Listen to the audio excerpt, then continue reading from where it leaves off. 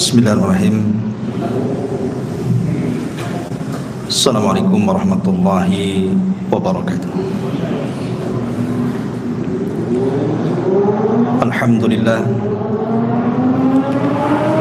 wassalatu wassalamu ala rasulillah wa ala alihi wa sahbihi wa mawalah wa la hawla wa la quwata illa billahi wa ba'd. Alhamdulillah, segala puja dan puji hanya milik Allah subhanahu wa ta'ala.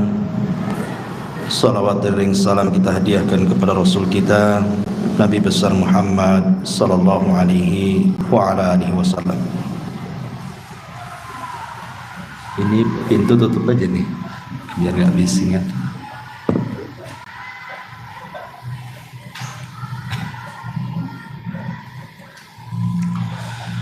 Baik, malam ini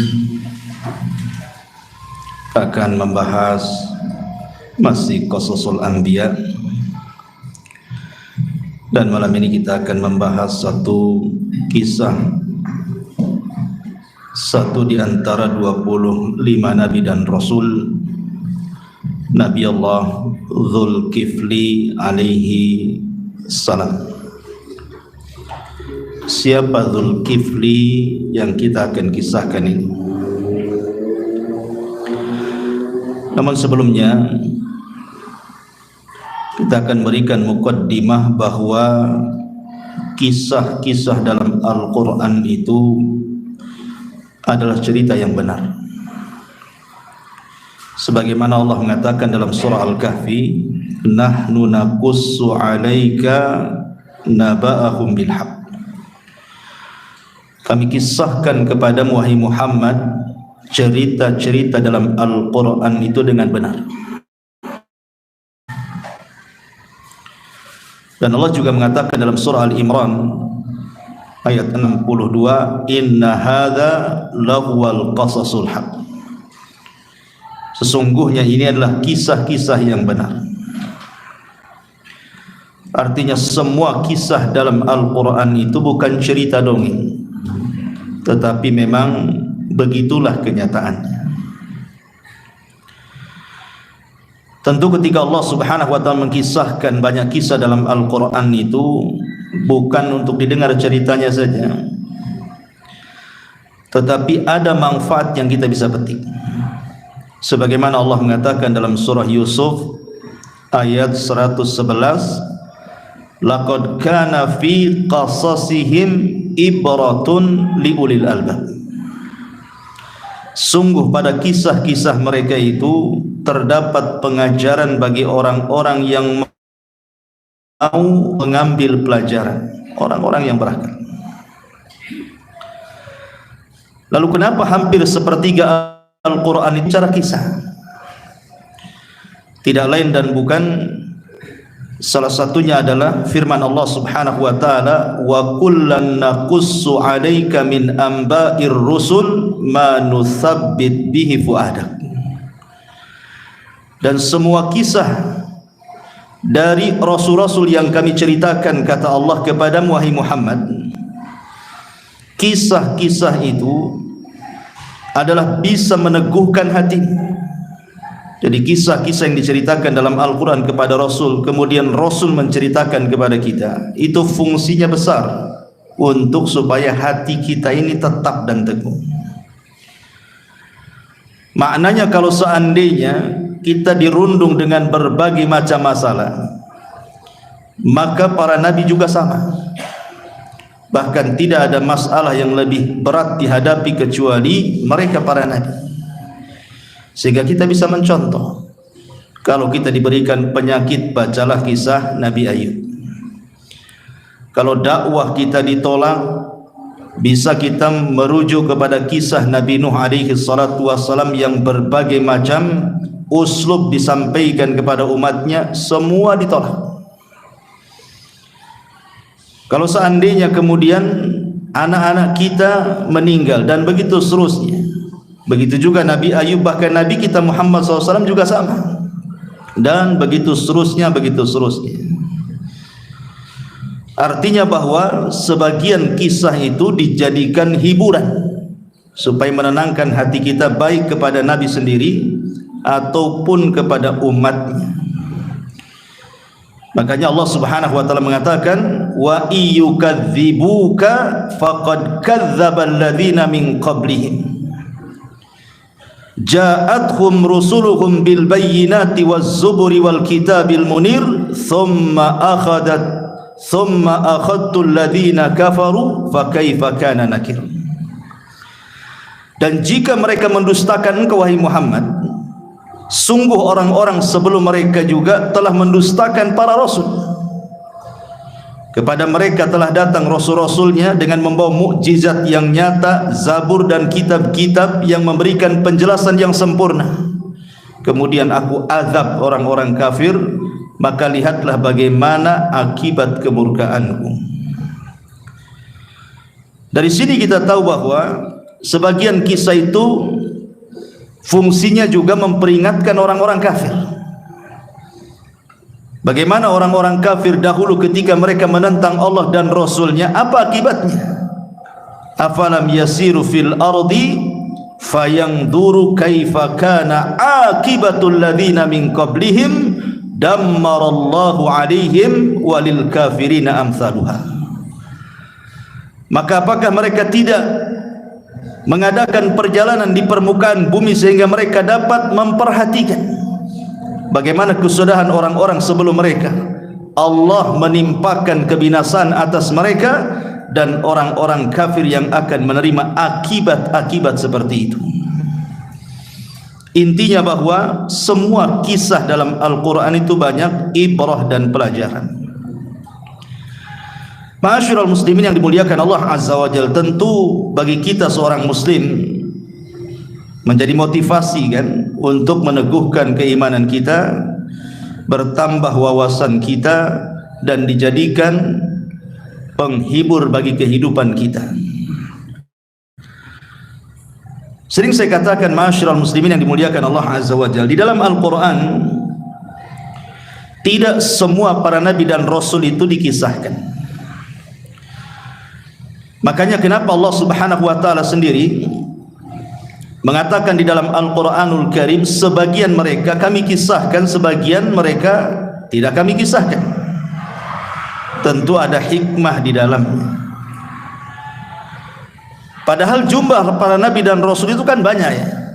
Sebagaimana hadis yang masyhur, hadis Abi Dzar Al-Ghifari radhiyallahu an, ketika dia ditanya atau bertanya kepada Nabi sallallahu alaihi wasallam, ya Rasulullah, ayyul anbiya kana awal? Rasul, siapa nabi yang pertama? Maka Rasul mengatakan Adam. Nabi yang pertama ya Adam.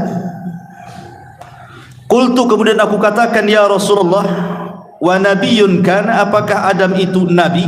Maka Rasul mengatakan na'am, ya nabiyyun mukallam, dia nabi yang diajak bicara Allah. Dari sini menunjukkan bahwa Kalimur Rahman itu bukan hanya Musa saja, Adam juga disebut Kalimur Rahman. Karena dari 25 nabi dan rasul itu, yang pernah diajak dialog langsung oleh Allah tanpa perantara itu cuma 3. Pertama Adam alaihi salatu wassalam, karena Rasul mengatakan nabiyyun mukallam, nabi yang diajak bicara Allah. Yang kedua Nabi Musa, dan ini yang disematkan Kalimur Rahman itu kebanyakan kepada Musa. Dan Nabi kita Muhammad sallallahu alaihi wasallam ketika peristiwa Isra Mi'raj langsung diajak bicara tanpa perantara. Kemudian Abi Dzar bertanya lagi, ya Rasulullah, kam al-mursalun, berapa sih nabi-nabi dan rasul yang diutus itu? Qala, kemudian Rasul mengatakan 300 wa bid'ata asyara jamman ghafiran. Maka Rasul menjawab, sekitar 300 sekian belas para rasul, mereka sangat banyak, kata Rasul. Dalam riwayat yang lain disebutkan ketika Rasul ditanya kam adadul anbiya, berapa banyak para nabi itu, maka Rasul mengatakan mi'atu alfin wa ishruna alfan, 120.000 nabi. Kemudian Nabi Dzar bertanya, lalu jumlah para rasul berapa?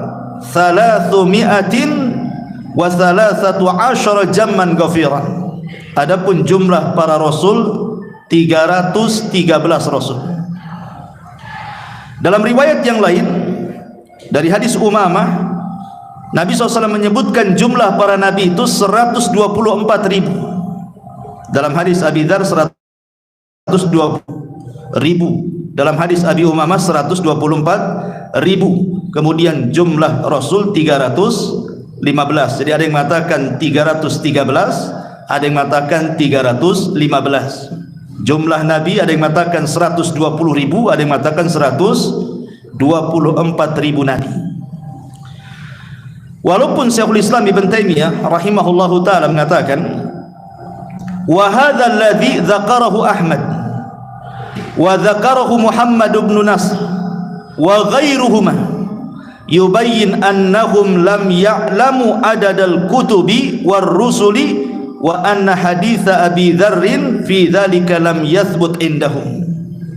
Kata Ibnu Taimiyah memberikan catatan, ini pendapat yang disebutkan Imam Ahmad, Muhammad ibn Nasr dan ulama-ulama yang lainnya.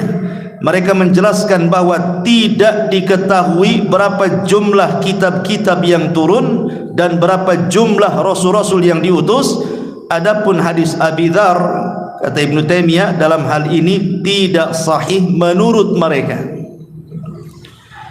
Dan Lajnah Daimah pernah ditanya tentang jumlah nabi dan rasul, mereka mengatakan la ya'lam adaduhum illallah. Tidak ada yang tahu jumlah mereka kecuali Allah Subhanahu wa ta'ala. Tetapi kalau seandainya hadis Abi Dzar itu sahih dan hadis Abi Umamah, maka kita sudah mengetahui berapa jumlah para nabi dan rasul tersebut, antara 120 sampai 124.000, dan jumlah rasul antara 313 atau 315 rasul. Taib. Tetapi ikhwatu fiddin, dari sekian banyaknya para nabi itu, baik yang mensahihkan ataupun yang melemahkan hadis ini, sepakat bahwa jumlah mereka banyak. Semua para nabi dan rasul itu diutus untuk mendakwahkan tauhid. Ini intinya. Dan itu disebutkan dalam Al-Quran surah An-Nahl 36, walaqad ba'athna fi kulli ummatir rasulan an i'budullaha wajtanibu taghut.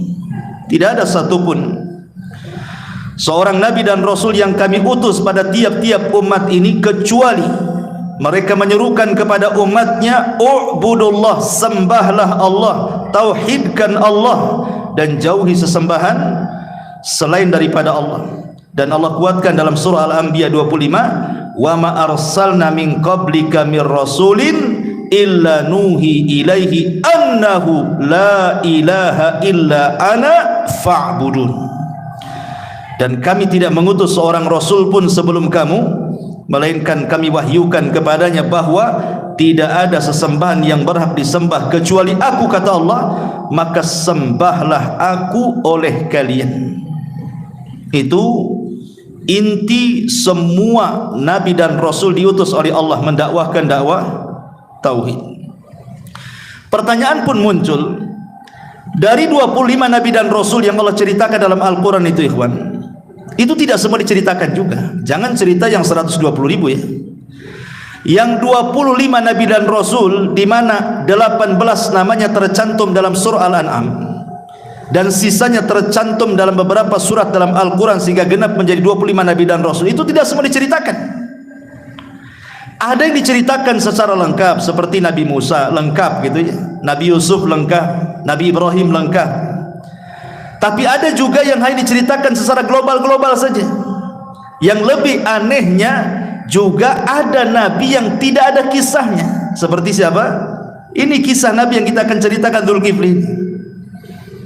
Quran tidak menyebutkan kisahnya, hanya isyaratnya saja di 2 ayat dalam Al-Quran. Kemudian Ilyasa, kemudian Ilyas, tidak ada kisahnya. Ada juga yang global seperti Nabi Soleh, global-global saja, Nabi Syuaib global gitu ya, tidak dijelaskan dari masa dakwah kecil sampai wafat, tidak ada. Apa hikmahnya? Kenapa tidak semua diceritakan oleh Al-Quran? Tentu ketika Allah Subhanahu wa ta'ala hanya menceritakan beberapa nabi dan tidak menceritakan nabi-nabi yang lainnya, atau hanya menceritakan rasul-rasulnya dan sebagian tidak diceritakan secara detail, ada yang global, ada yang sama sekali tidak ada kisahnya. Sebenarnya pelajarannya adalah karena Al-Quran hanya menitik beratkan kepada beberapa soalan. Yang pertama, Al-Quran hanya ingin menjelaskan bagaimana seruan para nabi dan rasul sejak zaman Adam sampai rasul kita, bahwa seruan mereka sama, tauhid, bagaimana mengajak manusia untuk menyembah Allah Subhanahu wa taala. Kemudian Al-Quran hanya ingin menjelaskan tentang beragam sikap yang dilakukan para penentang nabi dan rasul, di mana sikap-sikap penentangan itu akan terus berlanjut sampai hari ini. Jadi Quran mencontohkan bagaimana dulu Fir'aun menentang Musa, Namrud menentang Ibrahim, kaum Nuh menentang Nuh, kaum Sodom menentang Lut, dan begitu seterusnya, bahwa ragam sikap masyarakat di zaman para nabi dahulu yang menentang para nabinya itu akan senantiasa terulang, dan azab yang diturunkan kepada mereka pun akan ada kemiripan dengan azab-azab yang Allah akan timpakan pada hari ini. Cuman bedanya, kalau dulu Allah mengazab itu menghancurkan semua kaum yang menentang, kalau sekarang kan tidak.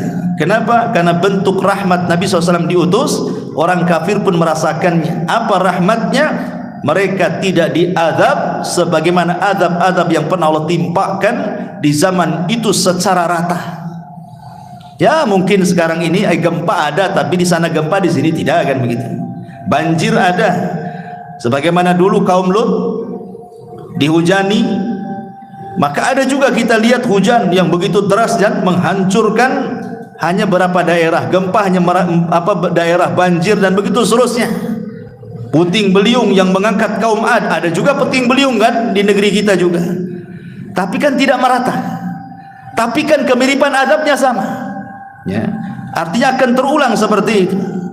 Termasuk juga bagaimana perlawanan para nabi, bahwa ini juga jadi pelajaran bagi kita orang-orang yang beriman yang mengikuti para nabi untuk berjihad melawan kesyirikan, berbagai macam khurafat, penyimpangan, bid'ah dan yang semacamnya. Itu menjadi sebuah pelajaran bahwa kita pun harus berjihad sama dengan mereka. Kemudian juga menjelaskan bagaimana sunnah ilahiyah yang berlaku pada seluruh masyarakat dan umat yang terus berkelanjutan. Artinya bahwa sunnah-sunnah kaun alam itu akan tetap ada sampai kiamat, dan itu solusinya adalah dengan membaca kisah-kisah para nabi supaya kita bisa menghadapi apapun ujian yang kita bisa hadapi di masyarakat. Baik, kita masuk pada kisah bahwa siapa Dzulkifli ini, karena Al-Quran sekali lagi tidak menyebutkan kisahnya, hanya menyebutkan isyaratnya di 2 ayat. Jadi kita akan membahas 2 ayat ini walaupun pendek, maka kita akan usahakan mengambil beberapa referensi dari kalangan ahli tafsir, karena saya cari-cari juga memang tidak ketemu kisah yang sahih baik dalam hadis ataupun di dalam Al-Quran, memang hanya isyaratnya saja. Tapi kita akan upayakan supaya terang siapa Dzulkifli ini. Pertama, dalam surah Al-Anbiya ayat 85, Allah Subhanahu wa taala berfirman, wa Ismaila wa Idrisa wa Dzulkifli kullun minas sabirin. Dan juga Ismail, kemudian Idris, kemudian Dzulkifli, semua orang-orang ini termasuk orang-orang yang sabar. Di sini Allah Subhanahu wa taala menyebutkan 3 nabi. Pertama Ismail, kedua Idris, ketiga Dzulkifli, dan di akhir ayatnya kullun minas sabirin, semuanya hamba-hamba Allah yang sabar. Pertama Ismail. Kenapa Ismail disebutkan minas sabirin, termasuk hamba Allah yang sabar? Ingat ketika saya menceritakan tentang Ismail ini diberikan oleh Allah kesabaran yang luar biasa sejak kecil. Dia dihantarkan oleh Ibrahim bersama Hajar ke sebuah wadin ghairi dizara'in, lembah, tidak ada tanaman, tidak ada binatang, tidak ada manusia, gurun pasir, kerong kelontang, panas luar biasa. diletakkan begitu saja berdua dengan ibunya. Ini kan menunjukkan kesabaran. Siapa yang sabar coba? Diletakkan berdua bersama ibundanya, tidak ada orang pula di situ. Kemudian yang kedua, setelah dia usia remaja belasan tahun, Ibrahim pula baru datang menengok dia.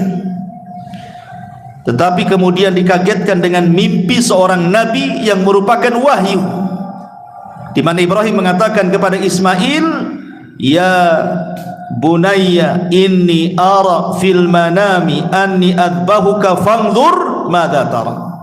Wahai anakku, semalam ayahmu bermimpi bahwa aku menyembelih dirimu, macam mana pendapatmu?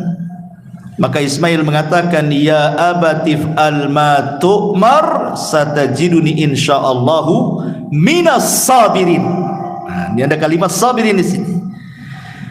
Kata Ismail, "Wahai ayahku, lakukan saja kalau memang itu perintah Allah." Cuman di sini takjubnya adalah kata-kata insyaallah-nya di sini. Insyaallah, kalau Allah berkehendak, wahai ayahku, engkau akan mendapati aku termasuk hamba Allah yang sabar. Kenapa Ismail mengucapkan kalimat insyaallah? Ismail seolah-olah ingin mengatakan seperti ini kepada Ibrahim, wahai ayahku, kalau penyembelihan ini adalah kehendakmu dan juga kehendak Allah, maka aku siap disembelih, dan aku termasuk hamba Allah yang siap sabar dengan ketentuan Allah. Tapi kalau seandainya penyembelihan itu hanya engkau saja yang berharap, Allah tidak, gitu ya. Allah tidak berharap, ini keinginan engkau saja aku disembelih, maka engkau tidak akan mendapati aku termasuk hamba Allah yang sabar. Makanya Ismail mengatakan, insya Allah, kalau ini kehendak Allah kemudian kehendak kamu, apalah daya, Allah sudah berkehendak, pasti akan kau dapati aku termasuk hamba Allah yang sabar. Dari sini menunjukkan bahwa Allah sebut deretan Ismail, Idris dan juga Zulkifli termasuk hamba-hamba yang sabar, karena dia sabar dengan ujian, mau disembelih pula cobaannya. Ini kan kesabaran yang luar biasa. Walaupun kemudian buah kesabaran akhirnya diganti dengan kambing gibas, wa fadainahu bidzibhin azim wa taraknahu lil akhirin. Kami ganti dengan kambing gibas, dan cerita ini akan terus dikenang oleh orang-orang setelahnya sampai hari ini. Adapun Dzul Idris, kenapa Idris juga dikategorikan minas sabirin? Apa kesabaran Idris itu? Dikatakan oleh ahli sejarah, Ibnu Ishaq rahimahullahu ta'ala mengatakan, Idris ini awal man khatta bil qalam. Jadi dia orang yang pertama kali mencatat dengan pena. Dan Idris disebut Idris itu karena diambil dari kata dirasa. Dirasa itu artinya belajar. Jadi Idris itu memang setiap hari membaca, menulis dan belajar. Dan dalam dunia ilmu, menuntut ilmu itu perlu dengan kesabaran. Kalau orang tidak sabar, tidak akan dapat ilmu. Makanya Yahya ibn Abi Katsir mengatakan, sebagaimana menukilkan Imam Nawawi dalam kitabnya Syarah Sahih Muslim, apa kata Yahya ibn Abi Katsir? La yustata'ul ilmu birahatil jism. Ilmu itu tidak mungkin didapat kalau kita istirahat badan. Mungkin nggak antum tidur-tidur di rumah, nggak ngapa-ngapain kemudian cerdas? Nggak, mustahil itu. Cerdas Ustaz, kenapa? Saya dapat ilmu laduni, kata. Laduni dari mana? Nah, coba saja. Ya. Nggak ada ilmu laduni. Ilmu pandai sendiri itu nggak ada. Kalau pandai tidur ya. Masyarul muslimin yang dimuliakan Allah Azza wa Jalla, sampai Al-Hafidh Al-Khatib Al-Baghdadi rahimahullahu ta'ala menukilkan perkataan Abi Ahmad Nasr ibn Ahmad Al-Iyad. Beliau mengatakan, la yunalul hadzal ilmu illa man attala dukkanahu wa kharaba bustanahu wa hajara ikhwanahu wa mata aqraba ahlihi falam yashhad zanazatahu. Lihat kata beliau, ilmu itu tidak akan diperoleh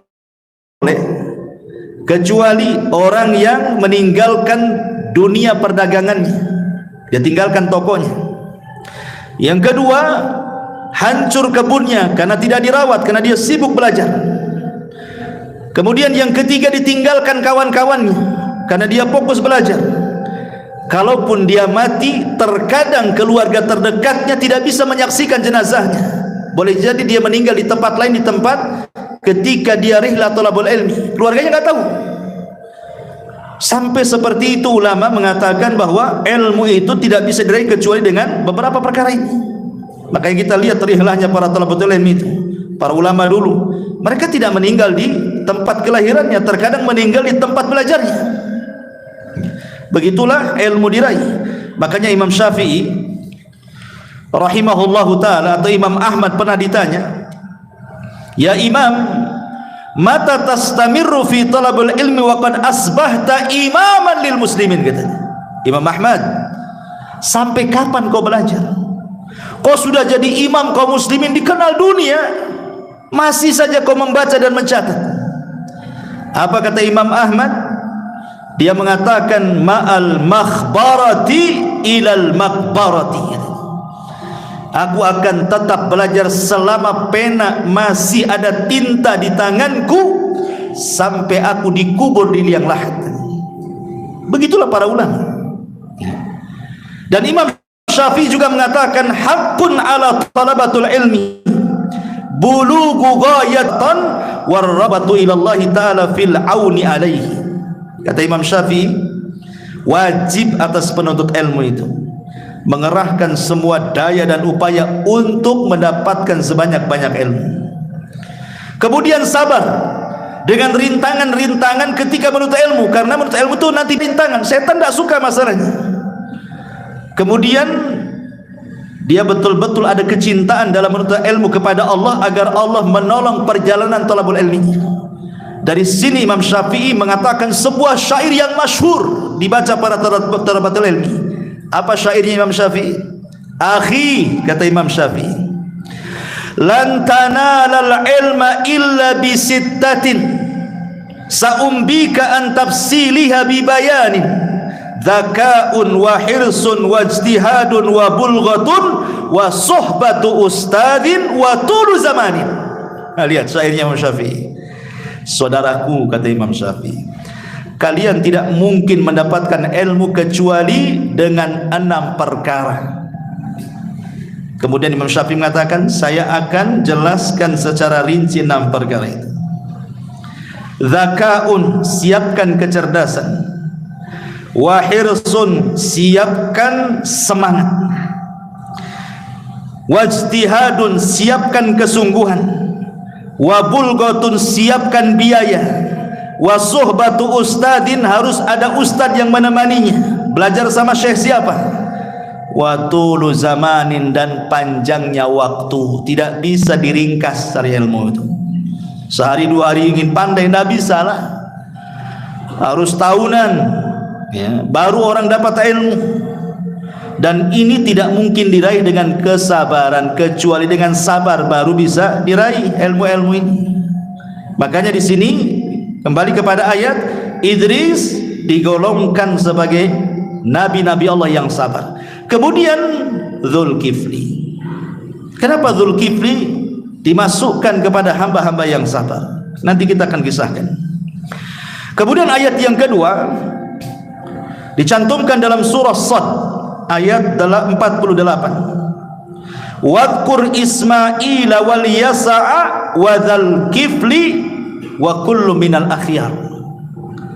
Wadhkur, sebutkan wahai Muhammad tentang kisah Ismail, Ilyasa, kemudian Dzulkifli, semua adalah orang-orang pilihan. Di sini Allah gandengkan antara Ilyasa dengan Dzulkifli. Nanti ada hubung kait antara Ilyasa dengan Dzulkifli ini. Maka disebutkan satu redaksi ayatnya. Taib. Dari sini menunjukkan bahwa dari 2 ayat ini surah Al-Anbiya pertama, surah Al-Anbiya tadi ayat 85, dan juga surah Sad ayat 48, inilah 2 ayat yang menceritakan tentang kisah Dzulkifli. Dan dalam 2 ayat ini Allah sebutkan 2 sifat. Pertama, minas sabirin, bahwa Dzulkifli termasuk hamba Allah yang sabar, dan itulah sifat para nabi. Yang kedua, minal mukhtarin, mereka nabi-nabi pilihan. Tentu ada keutamaannya kenapa mereka dipilih. Baik, kita masuk pada kisah Dzulkifli. Ma'asyiral muslimin yang dimuliakan Allah Azza wa Jalla, saya akan sebutkan 2 hadis saja dan 1 kisah. 2 hadis dan 1 kisah. Masalahnya dua-dua hadis ini semuanya lemah. Tidak ada yang sahih. Adapun 1 kisah ini adalah pendapat Imam Mujahid ketika mentafsirkan ayat yang bicara tentang Dzulkifli. Tapi kita tahu siapa Imam Mujahid kan? Imam Mujahid seorang ulama ahli tafsir. Artinya para ahli tafsir setelah Imam Mujahid kalau menceritakan tentang Dzulkifli pasti mengacu kepada perkataan Imam Mujahid. Bagaimana kisahnya nanti? Kita akan sebutkan hadisnya dulu. Tetapi sebelum itu kita akan menjelaskan siapa Dzulkifli ini, nasabnya. Kemudian kenapa disebut Dzulkifli, baru masuk kepada 2 hadis dan 1 kisah ini. Adapun Dzulkifli sendiri memang menjadi bahan polemik para ulama. Sebenarnya siapa Dzulkifli? Ada yang mengatakan Dzulkifli adalah Ilyas ibn Yasin. Nabi Ilyas dengan Dzulkifli itu satu nama sebenarnya. Nasabnya sampai kepada Nabi Harun. Ada yang mengatakan dia adalah Zakaria. Kenapa? Karena Nabi Zakaria itu mengkafil Maryam, makanya disebut Dzulkifli. Ada yang mengatakan bahwa dia adalah Yusa ibn Nun. Tapi ada juga yang mengatakan, dan ini yang banyak dikuatkan, namanya Bishr ibn Ayyub. Namanya Bishr ibn Ayyub. Kenapa? Karena ada kemiripan sifat. Saya sudah jelaskan pada antum tentang kisah Nabi Ayub kan, bagaimana kesabaran Ayub yang luar biasa. Bayangkan dia ditimpa oleh Allah Subhanahu wa taala dengan berbagai macam musibah yang enggak kepikir orang bisa sabar. Hartanya habis, anaknya mati semua, dikasih penyakit berlasan tahun, dan dia tidak pernah mengeluh. Sehingga ketika Ayub Allah kembalikan nikmatnya, punya dinya hanya sekitar 12, akhirnya Allah ganti menjadi 26 anak kan, laki-laki dan perempuan. Lah salah satu anak Ayub itu namanya Bishr ibn Ayub, dan dialah yang melahirkan sifat-sifat kesabaran Ayub. Makanya Allah katakan kullun minas sabirin. Jadi Dzulkifli ini termasuk hamba-hamba Allah yang sabar. Ini yang banyak dikuatkan bahwa namanya Bishr ibn Ayub, karena Dzulkifli ini bukan diambil dari Dzu dan Al-Kifli. Ya, artinya pemilik dalam bahasa Arab. Dzu kalau dalam bahasa Arab ya, pemilik. Seperti Dzulqarnain. Bukan nama Dzulqarnain itu. Qarnain itu artinya 2 tanduk. Dzu itu pemilik 2 tanduk gitu maksudnya. Ya. Baik. Jadi ini khilaf ulama, tapi ada juga yang mengatakan dia bukan nabi. Dzulkifli itu bukan nabi, dia rajulun saleh. Dia orang saleh. Samalah dengan Dzulqarnain, sama dengan Khidir diperselisihkan apakah dia nabi atau bukan, sama dengan Luqman dalam Al-Quran ada surah Luqman, itu bukan nabi. Ada juga yang mengatakan dia bukan nabi. Dan yang mengatakan bahwa Dzulkifli bukan nabi ini adalah riwayat dari Imam Ibnu Jarir At-Tabari dan juga Ibnu Abi Naji dari Mujahid, annahu lam yakun nabi innama kana rajulan salihan. Dia bukan nabi, dia hanya rajulun salih, orang soleh saja. Wa kana takaffala li bani qaumihi an yakfiyahum amrahum wa yaqdiya bainahum bil adli fasumya Dzulkifli. Dia itu orang saleh yang mengkafil seluruh kaumnya dengan memberikan kebutuhan dan hajat mereka, kemudian memberikan hukum keadilan kepada masyarakatnya. Sejak itulah disebut Dzulkifli. Tetapi pendapat yang kuat wallahu alam, sebagaimana disebutkan oleh Imam Ar-Razi dalam tafsirnya, wa Dzulkifli adalah seorang nabi. Kenapa? Satu, karena ketika Allah Subhanahu wa taala menyebutkan Dzulkifli itu di dalam surat apa? Surat Al-Anbiya. Apa arti Al-Anbiya? Para nabi. Dia tidak dicantumkan dalam surah Al-Baqarah, An-Nisa, Al-Imran kan itu ya, tapi dicantumkan dalam surah Al-Anbiya. Al-Anbiya itu artinya para nabi. Makanya Imam Ar-Razi mengatakan Dzulkifli seorang nabi karena dicantumkan dalam teks surah Al-Anbiya, menceritakan tentang kisah para nabi. Ini satu. Yang kedua, kata Imam Ar-Razi rahimahullahu taala, Allah mensejajarkan menyebut satu nafas dengan dua nabi setelahnya, sebelumnya. Pertama Ismail, yang kedua Idris, yang dua-duanya sepakat Ismail dan Idris itu nabi. Kemudian disebut satu nafas setelah Allah menyebutkan Ismail, Idris, kemudian Zulkifli. Artinya Zulkifli juga nabi, sama dengan Idris, sama dengan Ismail. Ini juga kata Imam Ar-Razi yang mengatakan Zulkifli itu bukan orang soleh, tapi dia nabi. Kemudian yang ketiga, kata Imam Ar-Razi rahimahullahu taala, karena arti Al-Kifli itu artinya Allah lipat gandakan. Sebagaimana Allah mengatakan dalam Al-Quran, ya ayyuhalladzina amanu ittaqullaha wa aminu bi rasulihi yu'tikum kiflaini min rahmatihi wa yaj'al lakum nuran tamshuna bihi wa yaghfir lakum wallahu ghafurur rahim. Wahai orang-orang yang beriman, bertakwalah kepada Allah dan berimanlah kepada Rasulnya, niscaya Allah memberikan rahmatnya kepadamu dua bagian. Jadi arti kifl itu artinya Allah lipat gandakan. Jadi kalau dia beramal, Allah lipat gandakan pahalanya. Dan tidak ada di zaman itu yang dilipat gandakan pahalanya kecuali para nabi. Karena ada orang soleh, ada para nabi. Sejak dulu suka ada kelompok-kelompok yang disebut orang-orang soleh dan para nabi. Dan yang dilipat gandakan pahalanya tentu seorang nabi, bukan orang soleh. Dari tiga alasan inilah maka Imam Ar-Razi mengatakan bahwa Zulkifli nabi. Dan yang sahih wallahu a'lam, yang betul adalah Zulkifli itu satu di antara 25 nabi dan rasul. Adapun kenapa disebut Zulkifli, Al-Imam At-Tabari rahimahullahu taala ya menjelaskan kenapa disebut Zulkifli. Ada beberapa riwayat yang disebutkan. Pertama, beliau menyebutkan bahwa Zulkifli ini dulu ada kisah, ada beberapa kisah.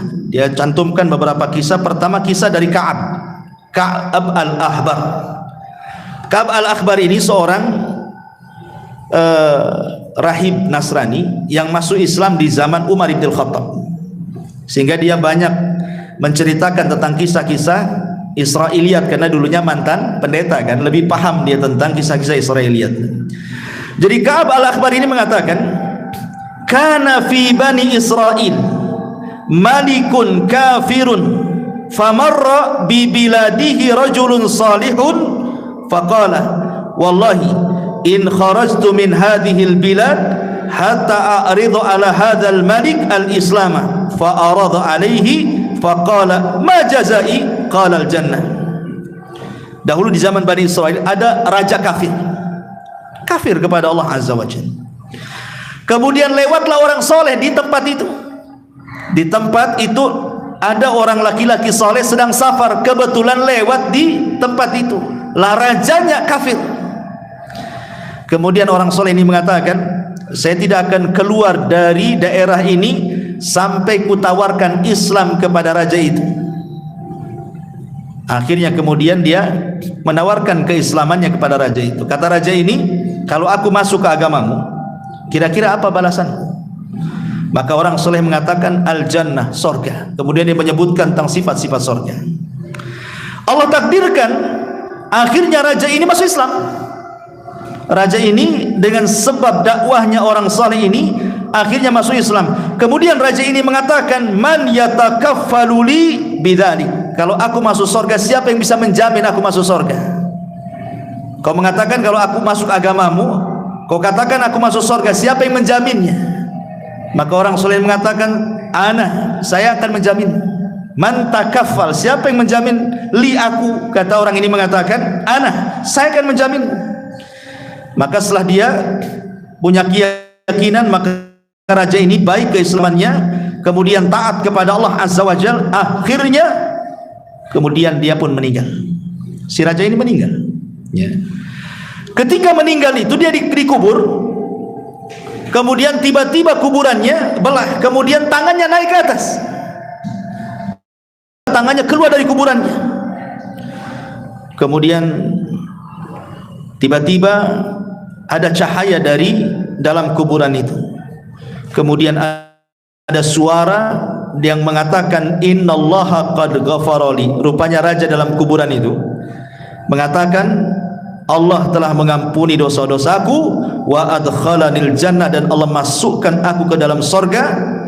Kemudian wa waffa an kafalati fulanin fa asra an-nas ila dzalika rajul. Ketika ada keajaiban dari sang raja itu bahwa dia bicara masuk surga, maka semua rakyatnya menghampiri orang soleh itu. Kemudian semua masuk Islam. Semua masuk Islam. Lah sejak itulah ketika mereka semua masuk Islam dan dia bisa menjamin raja itu masuk surga gitu ya, maka orang-orang pun mengatakan Dzulkifli, karena dia menjamin raja itu masuk surga. Maka sejak itu disebut Dzulkifli. Ini kisah disebutkan oleh Ka'ab al-Akhbar ya. Baik, ini satu kisah. Kemudian kisah yang lain dijelaskan disebut Dzulkifli itu, ahli tarikh mengatakan karena dia takaffala bi ba'di ta'ati wa waffa biha. Dia betul-betul menjalankan perintah Allah Azza wa Jal dan dia sempurnakan ketaatannya kepada Allah. Sejak itulah kemudian dia disebut Dzulkifli. Kenapa? Karena satu, Dzulkifli itu dikenal tidak berhenti salat malam. Yang kedua, dikenal tidak berhenti puasa sunnah. Ini yang paling hebat. Tidak dikenal marah. Dzulkifli bagaimana caranya enggak pernah marah. Ini yang hebat yang ketiga. Kalau orang sholat malam bisa, kalau orang puasa sunnah bisa, tapi kalau orang enggak marah ini macam mana caranya? Iya kan? Inilah sifat yang dimiliki Dzulkifli yang tidak ada pada nabi-nabi yang lainnya. Dia tidak pernah marah. Sebagaimana sabda Rasul mengatakan apa? Orang yang kuat itu bukan ahli gulat, tetapi orang yang kuat itu orang yang bisa menahan hawa nafsunya ketika emosi atau marah. Makanya Rasul mengatakan la taghdab la taghlab la taghlab taraddada miraran la taghdab. Jangan marah, jangan marah, jangan marah, dan begitu seterusnya. Masyarul muslimin yang dimuliakan Allah Azza wa Jalla. Taib. Ada juga yang mengatakan bahwa di zaman Dzulkifli itu banyak para nabi dibunuh Bani Israel. Sampai dalam satu hari itu ada 400 Bani Israel, yang 300 dibantai, yang 100-nya sembunyi di rumah seorang laki-laki yang saleh. Akhirnya yang 100 nabi ini, orang soleh inilah yang kemudian mengkafilnya, ngasih makan, ngasih minum, ngasih tempat diselamatkan dari Bani Israel. Maka sejak itulah karena dia mengkafil para nabi, maka disebut Dzulkifli. Ada juga yang mengatakan seperti itu. Karena orang Yahudi kan ma'ruf di zaman itu, fariqon kadzabu wa fariqon taqtulun. Sebagian mereka mendustakan para nabi, sebagian mereka membunuh para nabi kan. Maka kemudian seorang soleh ini mengkafir 100 nabi yang selamat, maka sejak itulah disebut Dzulkifli. Ada juga yang mengatakan seperti itu. Wallahu alam ya.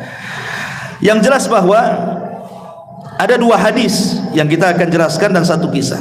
Hadis yang pertama, hadis ini disebutkan riwayatnya dari Abdullah ibn Umar radhiyallahu anhu. Dikeluarkan oleh Imam Tirmidzi dan juga Imam Ahmad dari Ibnu Umar radhiyallahu anhuma. Dia mengatakan sami'tun nabiyya sallallahu alaihi wasallam yaqul. Kata Ibnu Umar, aku mendengar Rasul bersabda, kanal kiflu min bani Israil la yatawarra'u min dzambin amilahu. Dalam riwayat kana rajulun yuqalu lahu Dzulkifli la yatawarra'u min dzambin amilahu. Jadi di zaman Bani Israel, kata Abdullah ibn Umar, ada orang namanya Al-Kiflu. Dalam riwayat seorang laki-laki yang disebut dengan Dzulkifli. Orangnya enggak takut dosa. Enggak takut dosa. Kemudian suatu hari dia suka dengan seorang wanita. Fa'atathu imra'atun fa'ataha 60 dinaran. Dia suka dengan seorang gadis. Gadis ini gadis baik-baik. Gadis perawan, tidak pernah berzina, gadis baik-baik, diajak berzina. Kemudian dijanjikan akan diberikan sittina dinaran, 60 dinar. Baik besar 60 dinar gitu di zaman itu ya. Untuk apa? Ala an yata'aha, supaya dia bisa menggaulinya, berzina dengan wanita itu. Akhirnya karena wanita itu berhajat dengan uang, kelilit hutang dan begitu seterusnya, terpaksalah wanita itu mau berzina dengan Al-Kiflu atau Dzulkifli ini, dengan catatan diberikan uang sittina dinar, 60 dinar. Falamma qa'ada minha maq'ada ar-rajuli min imra'atihi, ketika betul-betul hampir berzina, sudah membuka auratnya semuanya, apa yang terjadi? Maka irtadda'at atau ar'adat wabakat, tiba-tiba wanita itu ketakutan, kemudian menangis. Faqala, maka Dzulkifli mengatakan, ma yubkiki a'akrahtuki, apa yang membuat anda menangis? Apakah kau benci aku? Katanya. Qalat, wanita itu mengatakan, la, tidak, aku tidak benci kamu. Walakinnahu, akan tetapi, kata wanita ini, dia mengatakan, akan tetapi, kata wanita ini, aku tidak pernah mengamalkan amalan ini sebelumnya. Aku mengamalkan amalan ini ma hamalani alaihi illa hajah. Kenapa aku mau berzina denganmu dengan bayaran 60 dinar itu? Karena ada hajat masalahnya. Maka ketika mendengar hal ini, Dzulkifli mengatakan, taf'alina anti hadza wa ma fa'altihi, kau hendak melakukan seperti ini pada sebelumnya kau tidak pernah melakukannya. Kalau begitu, idhabi fahiyalak, aku tidak akan melakukan kepadamu, pergi ambil uang ini dan jangan pernah kembali. Nah, jadi berzina, uangnya dikembalikan, kemudian dia termenung sendiri. Setelah termenung sendiri, dia tahu banyak dosanya, langsung dia mengatakan, wallahi la a'sillaha ba'daha abada. Setelah peristiwa ini, kata Dzulkifli, aku tidak akan maksiat selamanya. Famata min lailatihi, maka setelah dia bertobat dan janji tidak akan melakukan kemaksiatan, Allah takdirkan meninggal pula malam itu. Fa asbaha maktuban ala babihi innallaha qad ghafara lil kifli. Setelah dia meninggal, tiba-tiba ada tulisan depan rumahnya, Allah sudah mengampuni orang namanya Al-Kiflu. Hadis ini dikeluarkan Imam Ahmad dan juga Imam Tirmidzi, tetapi sayang hadis ini lemah. Syekh Nasiruddin Al-Albani rahimahullahu taala melemahkannya. Walaupun sekali lagi Imam Ibn Hibban mengatakan hadis ini sahih, Imam Hakim juga sama, dan juga Imam Zahabi menyepakatinya, tapi Syalbani rahimahullahu taala mengatakan hadis ini tidak sahih. Bahkan Abu Hatim Ar-Razi mengatakan la yu'raf illa bihaditsin wahid. Tidak dikenal hadis ini tentang masalah Dzulkifli kecuali hadis ini, tetapi hadis ini tidak sahih. Kalaupun sahih, anggaplah ini kan ulama berselisih tentang tasih dan tad'if ya, ada yang mensahihkan, ada yang melemahkan. Syalbani mengatakan ini lemah. Kalaupun sahih, lau faradna, anggaplah hadis ini sahih, maka mustahil yang dimaksud Dzulkifli dalam hadis ini adalah nabi yang kita sedang bicarakan. Tak mungkinlah seorang nabi tidak takut dosa. Ini gimana ceritanya? Boleh jadi di sini ada kemiripan nama saja, kata ulama. Ada namanya Dzulkifli tapi bukan nabi, mungkin Dzulkifli yang lain dari Dzulkifli yang ada di zaman Bani Israel. Enggak mungkinlah disematkan seorang nabi tidak takut dosa kan, sampai melakukan pezinahan seperti itu. Mustahil. Karena seorang nabi itu sudah Allah tarbiyah sejak kecil kan, seperti Rasulullah SAW sudah ditarbiyah sejak kecil, akhlaknya bagaimana, afafnya, menjaga kehormatannya, sehingga tidak ada yang mencela akhlak seorang nabi. Rata-rata para penentang nabi itu yang dicela bukan akhlaknya tapi dakwahnya, sehingga mustahil ini disematkan kepada Dzulkifli. Itu pun kalau hadis ini sahih. Ini satu riwayat. Riwayat yang kedua disebutkan oleh Imam Ibnu Jarir dari Abi Musa dan Mujahid serta Qatadah, berkata Umar ibn Abdurrahman ibn Haris, qala Abu Musa berkata dari Nabi sallallahu alaihi wasallam, inna dzal kifli lam yakun nabiyyan walakinnahu kana 'abdan salihan fatakaffala bi amali rajulin salihin inda mautihi wa kana yusalli lillahi kulla yawmin mi'ata salatin fa ahsanallahu ats-tsana 'alaihi. Sesungguhnya Dzulkifli bukan nabi, tapi dia seorang hamba yang saleh. Dia menggantikan posisi orang saleh saat kematiannya, di mana orang saleh yang meninggal ini setiap malam salat 100 kali. Jadi ada orang saleh setiap malam itu salat, dalam sehari itu mi'ata salatin, 100 salat. Kemudian orang saleh ini meninggal berwasiat kepada anak muda, gantikan posisiku. Maka anak muda ini menggantikan posisi orang soleh. Sejak itulah Allah mengangkat derajatnya dan disebut dia dengan Dzulkifli, karena mewakili ibadahnya orang soleh setelahnya, sebelumnya. Maka tapi sekarang dua hadis ini semua lemah. Dua hadis ini tidak sahih. Tapi yang menarik saya ingin ceritakan adalah apa yang dikatakan Imam Mujahid ketika bercerita tentang siapa Dzulkifli. Ini yang menarik kita kisahkan.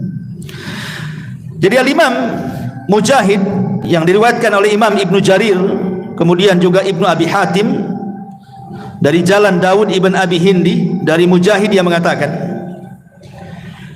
dahulu Nabi Ilyasa.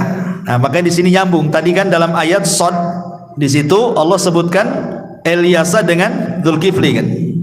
Ya, wadhkur Ismail wal Yasa wadal Kifli, sebutkan Ismail, Ilyasa dan Dzulkifli. Karena kalau kita cerita Dzulkifli tidak lepas dari Ilyasa.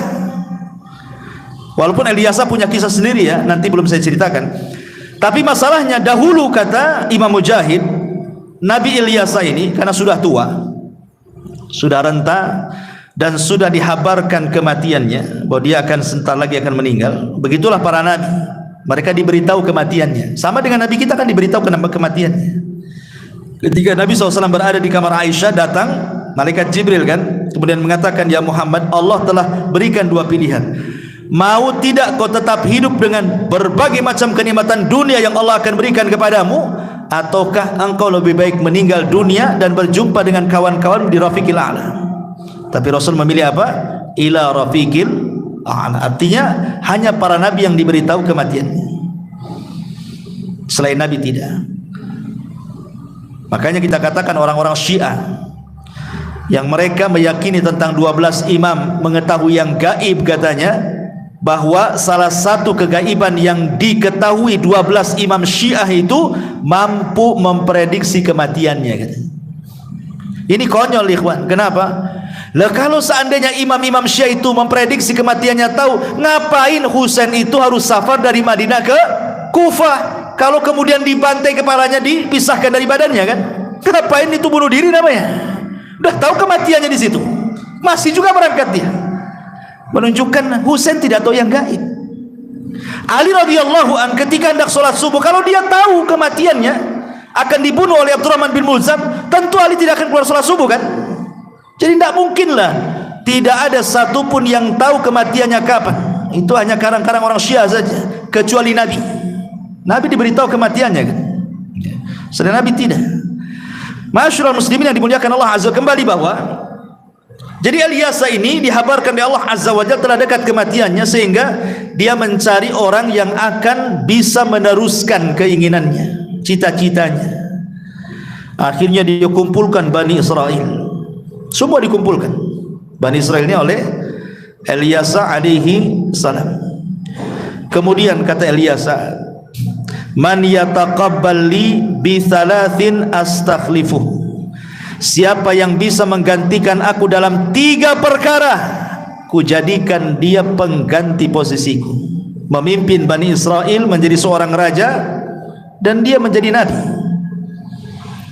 Tentu anak-anak muda datanglah dari mana-mana, ingin menggantikan posisi Ilyasa. Siapa yang tidak ingin menjadi pemimpin kan itu? Semua pengenlah, asal melakukan 3 perkara, jadilah dia penggantiku, kata Ilyasa. Apa itu?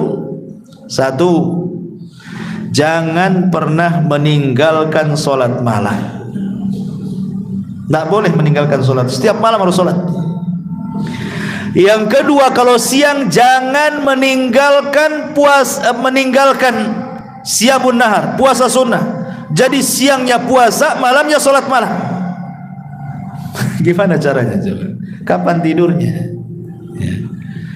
Kemudian ini yang paling berat, wa alla taghdab, jangan marah ketika memutuskan sebuah urusan atau kesehariannya. Jangan pernah marah. Siapa yang bisa melakukan 3 perkara, dialah cocok penggantiku. Akhirnya anak muda mundur teratur. Siapa yang bisa melakukannya gitu? Malam sholat malam tinggal, siang puasa sunnah nggak pernah batal, kemudian nggak pernah marah pula. Siapa yang sanggup? Rupanya adalah anak muda saleh. Dia mengatakan, saya siap untuk mengerjakan 3 perkara itu. Akhirnya kemudian anak muda yang saleh ini mulailah dia mengikuti jejak Ilyasah. Malam tidak pernah tinggal sholat, siang tidak pernah tinggal puasa, dan dia berusaha untuk tidak marah. Akhirnya hasadlah iblis.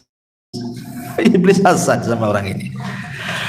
Karena hasadnya iblis ini, akhirnya iblis mengerahkan seluruh bala tentaranya, buat dia tidak sholat malam, buat dia tidak puasa, minimalnya buat dia emosi.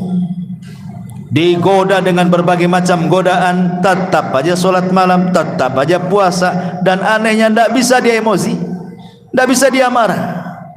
Marah iblis anak buahnya, tidak becus kalian. Akhirnya dia hadapi sendiri. Masya Allah, iblis turun tangan. Kalau ada dengkotnya yang turun kan beda cara godanya. Kalau kerocok-kerocoknya biasa saja. Tentu kalau iblis yang turun, triknya kan beda tuh. Akhirnya apa? Jadi anak muda ini kan sudah menggantikan posisi Ilyasah. Sedang diuji dulu, dikasih pelajaran kan, sampai dia meninggal. Ilyasah bisa enggak dia melakukan 3 perkara. Jadi Ilyasah dia hanya duduk istirahat, memperhatikan anak muda itu saja. Akhirnya iblis pun datang di saat kailulah. Kailulah itu kubail al-zuhri, mendekati waktu zuhur, itu disebut kailulah. Di sini ada sunnah apa? Tidur siang. Kata Rasul, kilu fa inna syaitana la yakin. Tidurlah siang kalian, karena setan itu tidak pernah tidur siang. Artinya kalau kita tidur siang berarti tidur kita menyelisihi syaitan.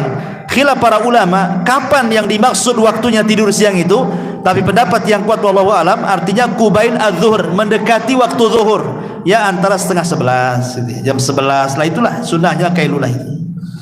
Kailulah itu tidak mesti, bukan berarti tidurnya nyak kayak tidur di malam hari, tidak, cukup dengan 15 menit, 10 menit, hanya membaringkan saja.